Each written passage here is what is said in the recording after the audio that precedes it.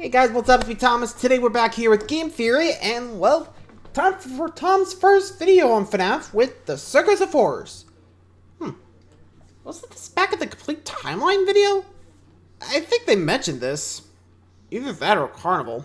It was either Carnival or Circus, I don't know. It was where William got the idea for Fredbear's in the first place. If I remember correctly. Right? Or... I don't know if I'm right or wrong, but I'll probably have to look back at that timeline video to make sure, but I'm pretty sure it was fair. I don't know.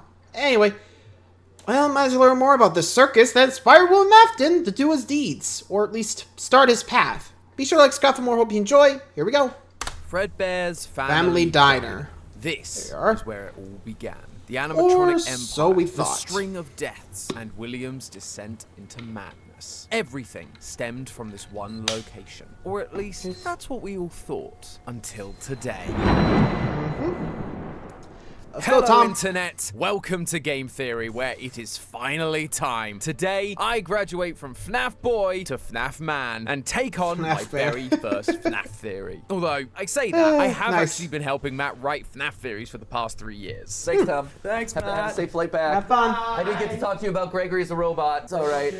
I mean, to be fair, that was both of our sin, but you know. I threw something out, my first FNAF theory, I threw something out Yeah, there. Gregory's a robot, first FNAF theory, and look how well received it's been. Look how good that's gone for all of us. It's done Less so said well about that, for the better. Yeah, what could possibly go wrong? But don't worry, theorists. Fans. I promise today's theory is way less crazy, hopefully. Because today, I'm going to be tackling one simple, teeny tiny detail that I think is really important to understanding this franchise. Hellboy 2 was full of collectibles, most of which you get from a prize machine after you beat a minigame. Some are set prizes that relate to the level you sunshine? just completed, like a sun figure for beating the first daycare mission, or a meat pretzel for beating the Fazbear Theater. However, after you beat the game, there are some extra prizes to collect that are given to you at random when you replay a stage. Usually this is just extra plushies, models, or food. But sometimes you get posters, and one of these posters stood out above all the rest. It ends up on the back wall right next to the Faz Wrench entrance for the Princess Quest minigame. It's a poster promoting Fall Fest 1970. Now, to the FNAF community, Fall Fest is nothing new. We first saw this name pop up almost there it 5 is. years ago in the Curse of Dreadbear DLC for the original Help Wanted. A Halloween-inspired event full of attractions, rides, and of course, spooky versions of all our favorite characters to fit in with the Halloween dear theme. God. But there is one crucial difference between this Fall Fest and the one we see on the poster from Help Wanted date? 2. The date. The banners around the Curse of Dreadbear yeah, Hub World show that 1983 this there. event was taking place in 1983. But this new poster is from over a 70. decade before. This whole Fall Fest thing has clearly 15 been years. running for a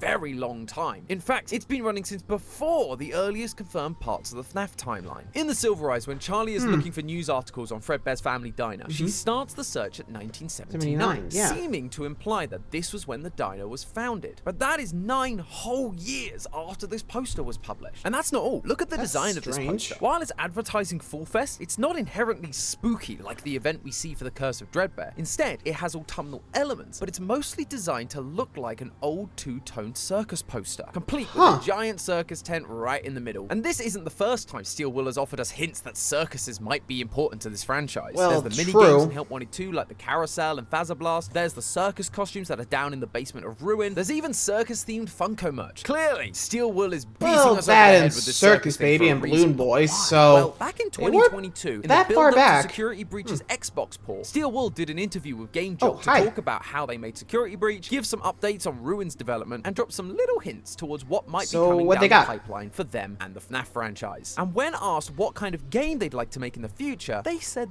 this. One Okay. thing that I've always would love to do is get back to kind of like the origin of like Fazbear Entertainment, kind of see how things were made. Same here. I'd like to head further back into the 70s. They want to create a game about the origins of Freddy's set in the 70s. further back in Most the of us at the 70s, time yeah. assumed this would just be Fredbear's Family Diner. But with all this circus imagery popping up, it begs Yeah, and the question, date. what if No way. Fredbear's Family Diner wasn't Wasn't the origin first of incident. Freddy's? What if instead instead, it was this circus, Fall Fest 1970. And once I realized that, things started to fall into place. This poster is the key to clarifying some massive holes in the FNAF timeline. It confirms a number of things we've been predicting for a while, and it shines a little more light on the franchise's latest villain. Come to think of it, maybe this isn't such a small theory after all. Whoops.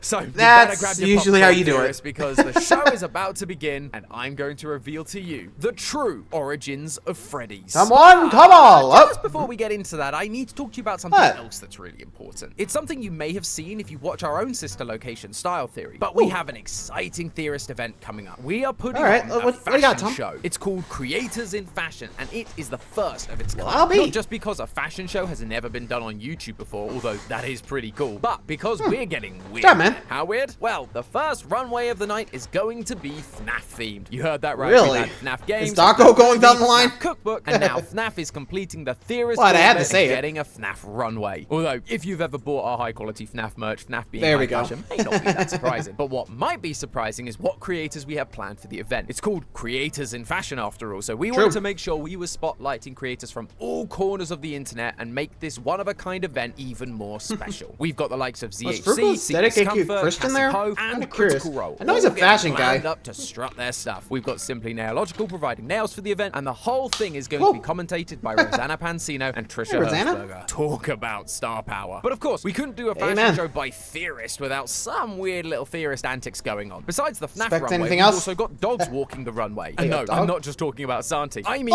literal dogs strutting up and down. And I'm not lying to you when I say they look both adorable and fierce. Speaking of fierce, we've also got show our and a fashion talented show. host of Style Theory. Never thought you'd see that center combo. stage to co-host this event alongside the man that I know you've all been missing. That's Hey, right, Matt, welcome back to host this very, very special event. And to celebrate, we're going to be drenching the man live on stage. Maybe it's water, maybe it's Nickelodeon slime. Who knows? You'll have to watch the stream to find out. So mark your calendars for April 25th at 2:30 p.m. PST. We're going to be going live right here on Game Theory. So if you aren't already, make sure you're subscribed because believe me, you do not want to miss this. Amy has a lot more surprises for you guys up those lacy sleeves. So remember, that's April 25th, 2:30 p.m. PST, right here on Game Theory. I'll see you there. But for now, let's back get to off the runway and head back to the circus. Now, I understand. Still, again, the whole circus element of the whole thing. This is going to be interesting to say the least. I mean, you rarely see that nowadays, you know?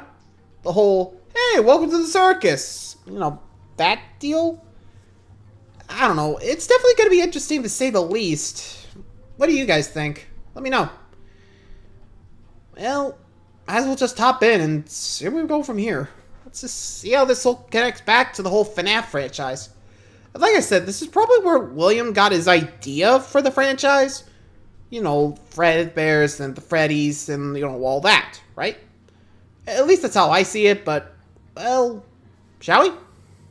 Understand, there may be some hesitancy in me changing up the entire beginning of the timeline. Bite of 83, Bite of 87, yada yada yada. While there have been a number of hints towards circuses throughout the games and books, it doesn't necessarily mean that's where this whole thing started. So, let's take a look at one of the more recent examples of the circus. Okay, back to Ruin. So I can show you where I'm coming from. In the basement of the Ruin DLC where you find the Mimic, there are two costumes hanging up. An old lady blackbird and an elephant dressed as a clown. In the game files, there's also a lion wearing a varsity jacket. Three animals all associated with the circus. Elephants often perform tricks, lions were regularly tamed by lion tamers, and while crows or blackbirds aren't traditionally circus animals, they do often appear in circus-focused media like Disney's Dumbo. Plus, the elephant is literally dressed as a clown. It doesn't get more circusy than that. But the most important...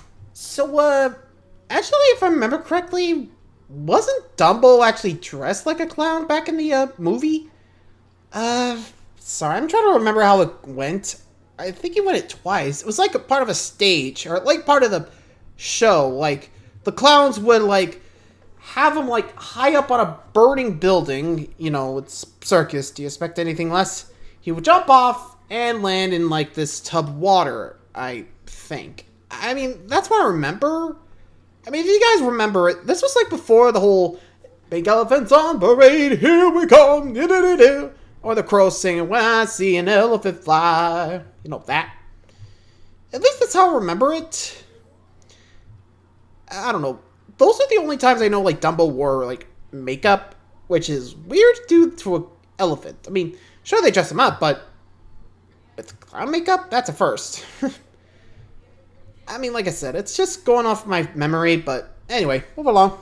Part isn't actually their circus theming, it's the fact they aren't animatronic suits. In our initial Oh theory yeah, on they're Ruin, pretty we much talked stuffed about how these suits. costumes seem to be related to circus babies because, you know, circus. However, when Circus Babies Maybe Entertainment not. and Rentals, or even Circus Babies Pizza World was due to launch, they were all animatronics, and complex ones at that. Why then would they have physical yeah, costumes? what's going on here? They wouldn't, unless these costumes actually came from something circus-themed that was before animatronics were part of this I mean, franchise. considering the wear and In the mimic, tear, I wouldn't not put it the past them. robot, the Tales from the Pizzaplex Yeah, story mimic, named see? after him. We learn of a character named Edwin who owns a robotics company, Yeah. getting big off of making a robot vacuum cleaner. However, with the birth of his son, the death of his wife, and then the crippling pressure of running his own business, he decides to sell the company to none other than Fazbear Entertainment. yeah. Why does Fazbear agree to purchase? Because they want Edwin for his robotics knowledge. Specifically, they want him to turn their character costumes into full-blown animatronics. We've seen him do exactly this with Chica in the first few pages of the story. Later on, he goes on to explain that this is the 18th character he'd been asked to create, describing the collection as, quote, a circus-like array of animal and other character costumes. Circus-like. Yeah, look, it's We costumes believed for a right there. long time that Edwin is the book's parallel for Henry, the animatronic genius that helped Afton to grow Fazbear into the animatronic empire we know today. So But the circus wouldn't themed that be costumes more, we see in the basement of Ruin you likely know, came William? from that same Think about time it. period, Robotics the period knowledge, where right? Henry was transforming costumes into animatronics. And these costumes aren't Henry's only connection to the circus. Never mind then. When Charlie goes back to her childhood home in the Silver Eyes, she looks through Henry's office and finds an assortment of books that, quote, would have seemed eclectic to anyone who didn't know the man. There were books on biology and anatomy, some on human beings, others on animals. There were books about the history of the traveling carnival and of the circus. There were books about child development, about myths and legends, and about sewing patterns and techniques. There were volumes that claimed to be about trickster gods, about quilting bees, and about football cheering squads and their mascots. Most of these make a lot of sense. Things like anatomy, mascots, sewing patterns, it all ties into the idea that he was creating characters and turning costumes into animatronics. The books about child development either tie into the fact that he was catering to kids and so was trying to figure out how he could best serve his customers. Well, that or and it speaks to Charlie. human anatomy books and ties into Henry creating robot versions of his daughter Charlie. But there's one selection that has always stood out as odd, one that I've never had an explanation for, and that is the history of the traveling circus and of the circus. Why would Henry need books on that topic if all the work he's ever done is on animatronics and diners? He needs it because Actually, the that is origins of true. Why'd they Fazbear point are that rooted out? in traveling circuses and carnivals. It was a hint as to the first years of this business.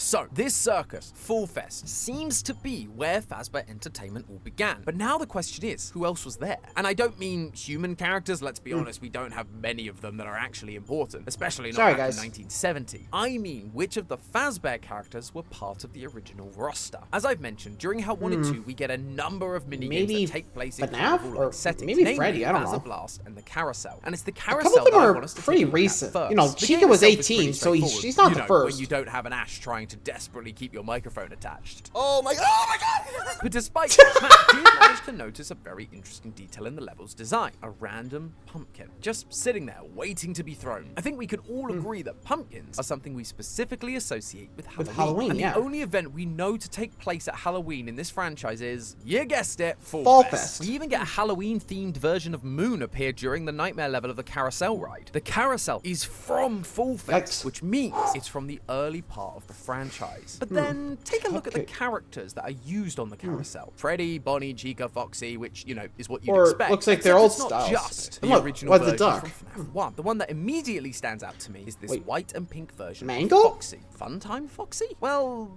kinda. Because you might also notice it has a hooked hand. Something that Funtime Foxy is clearly lacking in Sister Location. However, there is a version of Funtime Foxy with a hook hand. And that's in FNAF World, a game that came out before Sister Location Foxy, and right? doesn't have any other Funtime animatronics present, implying that Funtime Foxy didn't originally belong with that group of animatronics, instead belonging to an earlier set. And this carousel tells us exactly which group that is. The other characters on this ride, really called Funtime Foxy? in the I don't remember original that. all have rosy red cheeks, which align Let me look at the game again. again. Could have sworn it was Toy Foxy, Toy right? Freddy, Toy Bonnie, Toy Chica, and Funtime Foxy, the toy version of Foxy. The toy animatronics being here feels wrong. Weird. Doesn't it? The toys don't become a thing until 1987 with their special recognition software and new, more complex endoskeletons. They replaced the old withered versions of the original Freddy, Bonnie, Chica, and Foxy from the original Freddys. How then are they on a ride from 1970? Well, this is because I don't think the toy animatronics are meant to call back to the 1983 Freddy's animatronics. They're supposed to be referencing the original circus costumes. Going back to the Mimic story, That once Edwin could be. abandons the warehouse, Fazbear employees are sent in to collect any Fazbear property, things like their costumes. One character mentions a few of them: a brown Freddy Fazbear costume, a yellow Chica costume, a Foxy costume, a Bonnie costume. The original 4 were all in existence right there. as costumes before their introduction as animatronics at Freddy Fazbear's Pizza. And what's even crazier is the designs of those costumes actually exist. A few years ago, there was a, let's just say controversial, but at the time, official FNAF artist that dropped an image onto the FNAF subreddit with zero context or explanation. The only thing we knew is that these images contained Scott's official copyright. These images were commissioned by Scott, which makes them as good a piece of evidence as any. And what are these images of? Versions of Freddy, Bonnie, and Chica in a similar style to the mascot costumes you'd find at a theme park. That is creepy as hell. All with large proportions and big round heads in order to have a human fit inside them. These appear to be the original costumes for the characters. And where were these costumes used? I suspect they were worn at the circus. Why? Well, notice the bright red cheeks. Exaggerated features like big red noses or cheeks have been used by clowns and circus performers for centuries. Joseph Grimaldi is recognized as being the ancestor for modern clowns, and in 1802 he created the design for his most iconic character, Joey the Clown. And one of this character's iconic features was painted red cheeks. Similarly, Albert Fratellini is known to have helped redefine a type of clown in the mid-1900s known as the August Clown, complete with the bright red nose we know today. Why did both these performers feel it necessary to have bright red features for the evolution of the why the clown? red? Because when the word clown was first recorded in 1560, it meant rustic, poor, or peasant. This often boiled down to one simple stereotype: The red cheeks. town drunk, who you would often see after he'd had a bit too much to drink, with a bright red nose and red cheeks. This happens when your body isn't able to digest alcohol properly, causing a release of histamines that essentially cause your face to have an allergic reaction, namely red cheeks and nose. The idea of referencing this was to make clowns or characters immediately look foolish, silly, or disarming, so people would be Unless quicker you to know laugh at horror them films, than then scared of good them, luck which with is them. pretty ironic when you think about it. That is why I believe these costumes are circus costumes. Not because they're trying to make characters look like drunks, that wouldn't be very child-friendly. It was to invoke those same reactions of silly, goofy fun. And the kicker is you can see this trait carried over into the most definitively circus costume we've got available. Elephant costume down in the ruined basement. The red Usually cheeks, you don't get a chance to see them up close, but freeze the frame just right, or, you know, search the game files, and you'll find that, although a little faded, it too has rosy red cheeks. So red-cheeked characters, like the ones we see in these not designs, would have Chica, been that's right pink. at home at a circus, which also opens up the door to other red-cheeked characters from this franchise to potentially be part of the original roster. Maybe characters that weren't originally animal costumes, but more likely humans wearing the same kind of face paint. Case in point, Balloon Boy. Balloon Boy has never really red fit in cheeks. anywhere. We turned on FNAF 2 and he was just there, and we've Sorry, hated boy. him ever since. I said read the But in security, he got his own arcade cabinet, Balloon World. And if you played that game, you'd see a circus tent right in the there. background. Balloon Boy's only standalone adventure places him at the circus. But while he never fit in with FNAF 2's characters, he did have a striking resemblance to a handful of characters in Sister Location and Circus Babies. Other wooden puppets Again, like the more magician and circus. fortune teller, all jobs that would be found at a circus. Selling balloons was an important part of any circus, so Balloon Boy with his little sign offering them to children would be right at home with the rest of them. And to top it all off, when Funko decided to release their new circus line of FNAF products, it contained balloons. not just clown versions of all the characters, but versions of all of them wearing Balloon Boy's iconic outfit. We were being shown that balloon characters, and specifically that outfit, are inherently tied to the circus. Balloon Boy has to be a part of this. Full Fest is where he finally makes sense. Another example would be Circus Baby. She's been showing up a lot in recent games, just like the circus imagery, so it feels like Steel Wool are purposely trying to connect the two. She's also got the red cheeks we've talked about, as well as that white face paint that we see on most traditional clowns. She'd fit right in at a circus. Plus, you know, she's literally got circus in her name. Maybe this character, whose placement in the timeline has perplexed us for so long, belongs way earlier in the franchise's history than any of us expected. But above those two, in the books, there is one other costume that gets called out. The core four, but always one more. A jester costume. Now, I'm sure Matt is once again freaking out because jesters aren't clowns and they aren't part of a circus. And dude, I get it, but just trust me on this. In that quote from the Mimic story about the rack of costumes, after listing off the main four characters we know and love, they finish off by adding, and bright pink, yellow, green court jester costumes. Similar to the colors we see Sun wearing in Security Breach. Yeah, I know, they're a little off, but they're pretty close. And just look at the rest of his costume. Curly pointed toes with bells, puffy trousers, or pants I suppose, and the tutu-like frills on his waist and ankles. He is 100% meant to be a court jester. He even jumps out of a freaking castle when we first meet him in Security Breach. And as Matt was very keen to point out, jesters originated as performers for royalty in their castles during the Middle Ages. Finally, there's the epilogue, they're basically where the jester old school character clowns. once again returns. But this time, we get a description of its mask. Quote, Lucia stepped up to the costume, suppressing a shiver at the jester's leering, toothy grin and its wide eyes. One of Sun's most distinct features is his obnoxious, toothy grin. It's so iconic that he had to have teeth underneath his teeth just in case. And those large vacant eyes definitely give off that leering vibe that Lucia was describing. So even though Sun doesn't have the red cheeks like we talked about, he still appears to be very obviously connected to the original crew, Freddy, Chica, Foxy, and Bonnie, as well as the circus. He is the last one mentioned when they're all being listed off, as if the costumes were grouped together, like they came from the same collection of characters. Characters that came from Fazbear's circus days. Sun and Moon actually make a lot of sense as characters in a traveling circus. In the tale story Bobby Dots, we get a bit of much needed backstory on this character who just showed up in Security Breach, not matching any of the 80s-tastic designs of the Pizzaplex. It turns out they weren't always a daycare attendant, but instead a performer. They put on shows where Sun would be the hero, and when the lights went out, Moon would appear as the story's villain. That ties into the comedy and tragedy masks that we found in Ruin, masks that display Sun and Moon's face. So it would have also been an ideal performance to keep kids entertained at a circus venue. And later on, when the daycare was introduced, that same Bobby Dot story describes the daycare's design as a carnival-like space, hammering home the connection to the character's origins. Again, and then the so icing many on carnivals, the cake, so many during Help Wanted circuses, 2, you know he what's is the up. one we face when we're trying to fix the carousel from those old Fall Fest days. He's been there since the start. And when you think about it, in the early days of the franchise, when we're trying to keep costs down, buying a full mascot costume or fursuit from a trusted provider can cost upwards of $5,000, while costumes for professional jesters and clowns are typically just a few $100, keeping costs nice and low when you're first starting out. It really feels like the circus origin is helping characters that are out of place have a place to finally belong. Sun and Moon, Baby, Balloon Boy, all of them would be right at home here at the circus. However, Fall Fest isn't just the origins of the Fazbear franchise. It's also the origins of William Afton's first major tragedy. Fazablast in Help Wanted 2 is a shooting gallery that matches the design of the hub world during the Curse of Dreadbear DLC. Dreadbear even makes an appearance at the attraction. So this attraction clearly takes place during Fall Fest 1983. However, the penultimate Fazablast level ends with you shooting a number of rockets and popping all the balloon versions of the animatronics that appear. Doing so seems to cause a chain reaction that leads to the whole thing ending up in flames. When you go back for the final level, the place is burnt to the ground. We see the same thing happen during the carousel ride. As you try to fix it, sparks fly and the thing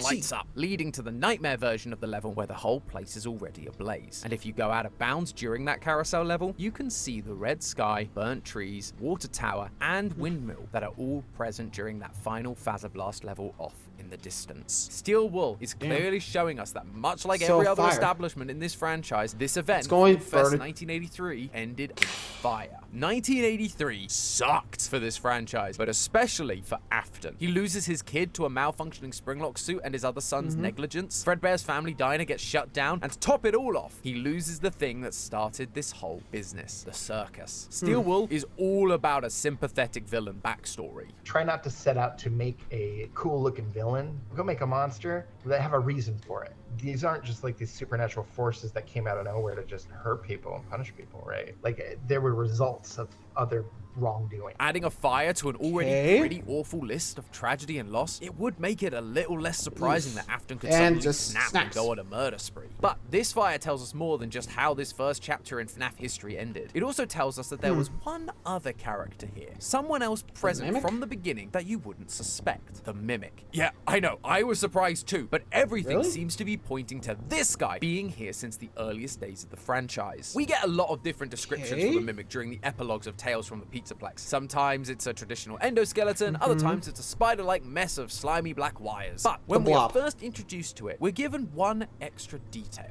A detail that I never fully understood. Quote, it wasn't just a basic metal structure. Its steel frame was contained within a building collection of metal rods and curved plates and an impressive system of ball joints and pistons. All of it was topped with a long, vaguely rectangular-shaped shiny skull. The skull was the only part that was shiny. The rest was dark and discolored, as if it had survived some kind of fire. That's a pretty specific way of phrasing it, especially when it points out that the head isn't blackened by the same issue. We're being given a clue as to where this mimic came from, because the other detail that's important to bear in mind is that quote comes from the very start of the story, when the endoskeleton first arrives at the Pizzaplex. It was delivered to this location already burnt, which tells us that it had to be in a previous Fazbear fire, and I believe that fire has to be was from the fire circus of Full Fest. But what makes me so sure that the mimic got all burned during that fire specifically? Here's the thing. I know we always joke that everything in this franchise ends in fire, but we can actually count the number of fires on one hand, even if you're an animatronic with only 4 fingers, which means it shouldn't be too difficult to go through each one and determine which one the mimic came from. Working backwards, there's a fire at the end of Security Breach if you beat the burn trap ending. Afton is defeated, the blob steals him away, and the entire Pizzaplex catches fire and collapses. But as we've talked about before, it doesn't seem like this is the canon ending for Security Breach. We find Gregory's drawings for the non-canon endings during Ruin, and the last one we collect is his drawing of the burn trap ending, which means this fire wasn't a real fire. And even if it was, this ending takes place at the Pizzaplex, so the mimic couldn't have been delivered to the Pizzaplex burnt from a fire, as the burn trap ending comes later in the timeline. Second option is the FNAF 6 fire, but once again we face issues with time. remember where the Pizzaplex is being built on top of the FNAF 6 location, which means the mimic wouldn't be able to be delivered to that location when the Pizzaplex is being constructed, like we see in the book, because it would have already been there. The only other fire left other than Full Fest is the FNAF 3 fire, but the owners of Fazbear Fright seemed pretty stoked when they found their first working animatronic, Springtrap. Up until this point, they'd only had bits and pieces like a foxy head. So it feels like they'd have also made a pretty big deal of finding a mimic, bringing it back to the location, even if they thought it was just an endo. So it doesn't feel like it can be that one either, which leaves only one fire for the mimic to have been burnt in. The fire of Full Fest 1993, meaning the mimic has been around for a long time. We actually theorized this back when we covered Sun and Moon after the events of Ruin. We connected the mimics thrown together, thin, simple animatronic design to that of Sun and Moon. Namely, a very weird but distinct feature, independently moving teeth. It's a strange design detail that we've never seen before. So for both characters to have the same detail in the same game makes it seem like they have to be connected in some way. And if Sun and Moon come from the early Full Fest origins of the franchise, then the mimic being around at the same time would explain that connection. But there's one more detail that tells me that the mimic has to have been around during the Full Fest era of FNAF, something that's been right under our noses for years. For a while now, we've believed that the glitch trap virus in Help Wanted 1, the virus that takes the shape of a yellow bunny rabbit and takes over Vanessa's mind, isn't actually William Afton himself, but instead a version of the mimic program that is mimicking Afton's behavior. In the game, we heard about Fazbear trying to keep costs down for this new game they're developing. I mean, they sent us that stuff in the first place with no explanation, told us to scan it, said it would expedite the process so we wouldn't need to program any pathfinding ourselves. It was a budget thing, I guess. It was just junk, circuit boards and things like that. Look pretty old. That game was Help Wanted. It's an in-universe game that takes the original FNAF games and turns them into new VR experiences, which is exactly what we learn happened to the Mimic program in The Storyteller. Quote, it's a simple template-style software that takes previously created stories and rearranges them into new scenarios for VR, AR, and arcade games. That is what Glitch Trap is. The Mimic program, having been scanned into the system, gets a crash course in Afton's murdery tendencies and is now mimicking it. Hence, he appears as Afton's iconic yellow rabbit. Except there's one part of this explanation that never sat right with me. If the Glitch Trap Mimic was learning about Afton from the in-universe games of FNAF 1 to 6, then why does he take this form? Afton in all of those games, even in the 8-bit minigames, is always wearing his Springlock suit, because that was the costume he wore at Fredbear's Family Diner. But the version of the suit the Mimic shows us as Glitch Trap is a completely different design, and at the time, we'd never seen this version before. This isn't his Springlock suit. It's a hand-sewn suit with plastic looking facial features, similar to the ones we saw on that concept art. Those suits came from Full Fest, and so it would make sense for this hand-sewn golden rabbit suit to have also come from the same time period. But for the Mimic to have been able to copy this design, it would have to have some memory of this version of Afton in its memory banks prior to being uploaded to the Help Wanted game system. It would have to have observed Afton perform in this iconic golden rabbit costume alongside a golden singing bear at Full Fest. The Mimic would have to be around during the early costume days of the franchise. So Tape Girl it's did in the say Spring the Lock circuit Freddy? boards looked pretty old after all. It was just junk. Circuit boards and things like that. Look pretty old. Maybe the Mimic was originally meant to mimic Afton specifically. I'm not entirely sure of this, to be honest, but it does feel like this is where the clues might be heading. Both Full Fest and the diner were open until 1983 after all, so they coexisted for at least 4 years, with the diner opening in 1979. And we know that Afton was performing as Spring Bonnie at the diner, so it's possible that the Mimic was part of Afton's plan to expand the business. He could literally be in 2 places at once. Eventually, the Mimic would be locked underground, with some circuit boards containing its programming set aside just in case. And when the Mimic software was finally used again to help speed up the process of a new VR game, it was shown all of those old FNAF games. And while it watched and learned, it recognized someone, William Afton, the golden rabbit from the circus, and so decided to take on the form it remembered from all those years ago, creating the monster we have spent the last 3 games and 2 DLCs trying to stop. But hey, that's all just a theory. A game theory! Thanks for watching. Honestly, it does tie up a lot of ends. What do you guys think? Honestly, I do think this could actually tie everything up well. Especially some of the animatronics. They were like, yeah, that didn't belong. But now, they gotta do in a way. Like I said, let me know what you guys think down in the comments. Honestly, I do believe that works. I mean, why would you mention Fall Fest in a lot of circuses without it being tied to it? This can actually explain a lot. But again, let me know. Till next time, adios.